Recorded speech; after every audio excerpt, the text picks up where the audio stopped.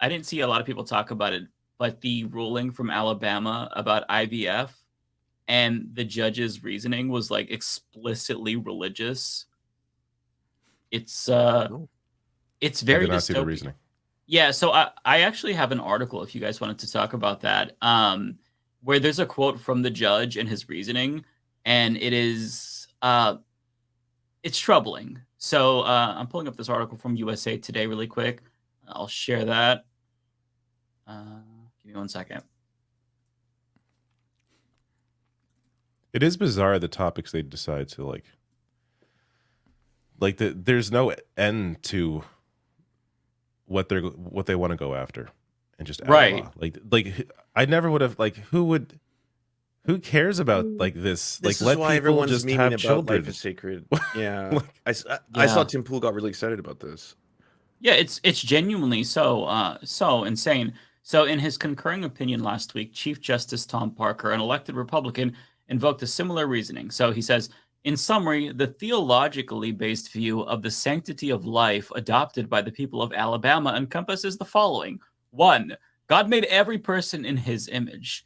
2, each person therefore has a value that far exceeds the ability of human beings to calculate. And 3, human life cannot be wrongfully destroyed without incurring the wrath of a holy God who views the destruction of his image as an affront to himself. This is a judge on the Supreme Court, the Chief Justice on the Alabama Supreme Court, using explicitly religious reasoning to make this decision. And it's already having really huge consequences in the state. There's been hospitals that have suspended IVF, and some clinics have shut down. I think 2 now is what we're up to.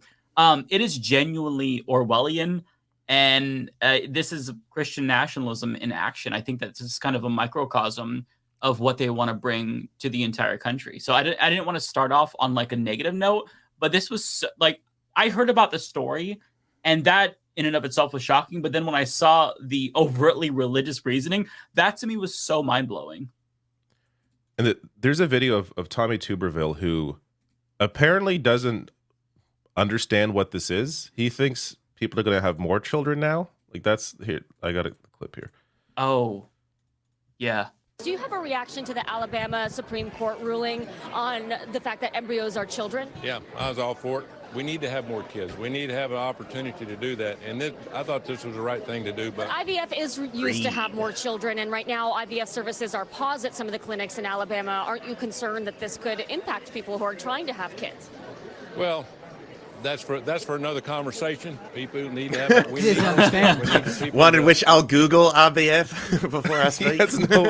He's completely unaware. Of course he's unaware. I shouldn't say of course, because I often think they do this shit on purpose, right? But he apparently doesn't really understand, unless he's just playing dumb. But he sounds dumb, so I imagine he is dumb. Yeah, I don't think he's playing it.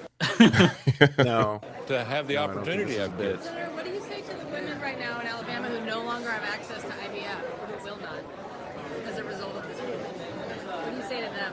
Well, that's a hard one. It really is. It's really hard. Because, again, you want people to have that opportunity. And that's what I was telling her. We need more kids. I swear to God, in the middle of this interview, I feel like he just realized, oh, IVF. Oh, shit. Oh, no, I honestly don't think he. I don't think he understands at all. I think he said what he said, and then was thrown off by the first reporter's reaction to what he said. And now he's trying to be extremely vague because he doesn't get it. He has no idea to that second reporter, that's why he's like, yeah, I want people to have kids, but I don't know what to say to women who want IVF because I don't know what it is and I don't know what's going on. I mean, that's really what's happening. We're seeing a guy bullshit his way through these 2 interviews, fake it till you make it, because he's completely confused. He thought he gave the right answer to the first reporter, and then her response completely fucked with him. No, I'm serious. I think he thought it was birth control, and then afterwards, no, this actually helps fertilization. I thought you said IBS, which is irritable bowel syndrome. That's what I thought too. Okay, Oh, you thank brought God we it finally up. outlawed irritable bowel syndrome. No more. I won't have to run to the bathroom and take a shit anymore. It's great.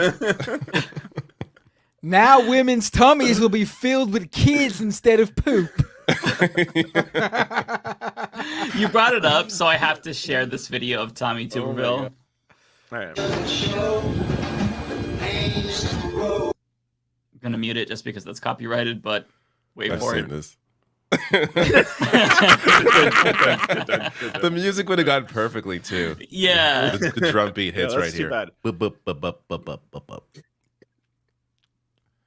It's incredible.